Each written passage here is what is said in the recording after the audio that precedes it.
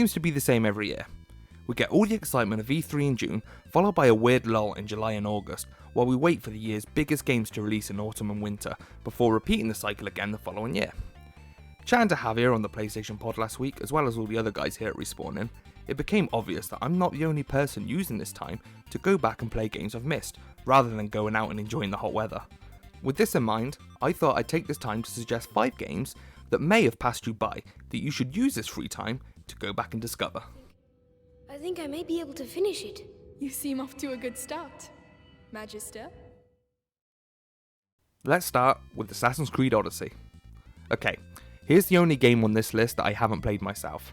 I'm adding it purely because it's the next game I'm going to go back and play this summer. I wanted to share my reasons why it passed me by. For one, I've been burnt out on Creed games for a long time now. I always wanted one based in London, but by the time Syndicate rolled around, I was so bored and fed up with running across rooftops and eavesdropping on conversations that I couldn't even bring myself to play past the first few missions on a game that I'd always wanted. Since then, I've been told they've improved massively with Origins and Odyssey. The second reason this passed me by was that it came out during a busy period of releases late last year, and only a couple of weeks before Red Dead Redemption 2, which was arguably the biggest game of last year regardless of its overall quality. So if you're like me and let this one pass you by, then follow me back into the world of Assassin's Creed and give this bad boy a go. Next up is the game that's been filling the majority of my summer, and that's The Witcher 3. If you've read, listened, or watched anything of mine over the last couple of months, then you know The Witcher 3 is exactly what's been taking up all my free time. The reason this passed me by was simply how giant and intimidating it was, especially for somebody like me who doesn't play RPGs. So if you're like me and avoided this classic for the same reasons, then now's the time to finally jump in. For more reasons why, make sure to check out my Witcher video on a busy adult's first impression on The Witcher 3.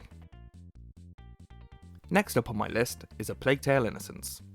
I feel that this little gem really didn't get the attention it deserved when it was released earlier this year.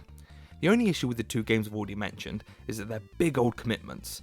Maybe you're a normal person who actually wants to go outside this summer, but needs something for a rainy weekend. Maybe something you can complete over one weekend for a reasonable price at a AAA level? Then Plague Tale should be top of your list. It's a stunning looking game with a great story. Gameplay isn't exactly revolutionary, but it does just fine for what the game is trying to achieve. This one is well worth your money if you're short on time and looking for a good story. Next up, I want to talk about For Honor. Here's one for those looking for a game to play online with friends this summer.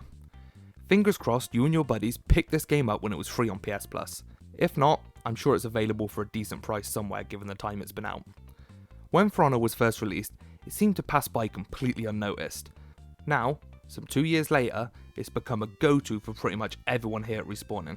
It's been improved upon a lot since release and is easily one of the most enjoyable fighting games I have played online for a long time.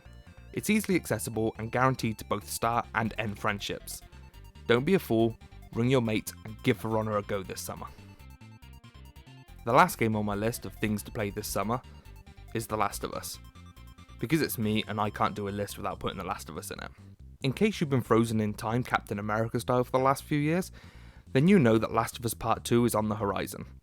Whether or not it'll actually be out by the end of the year is yet to be seen, but if it isn't, then we can expect it early next year for sure. Either way, it will be here before you know it, and the last thing you want is to decide last minute that you want to catch up on the story and play through the first game again amongst the release of all those end of year games. So why not use the free time you have now to replay this classic and save yourself some stress in the winter? Go on, you'll thank me later. I just want some simple gear enough to set me on my way. I reckon it's got something to do with that girl. It's got everything to do with that little girl. So there you have it.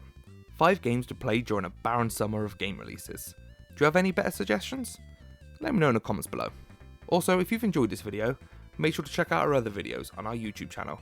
And also check out respawning.co.uk for all the latest news and reviews. And if you've got the time, give our podcasts a go as well. They can be found on Spotify, iTunes and Stitcher. And if you're feeling generous, take a look at our Patreon page at patreon.com/respawning. As always, thank you for watching. I've been Mikey, and I'll see you next time.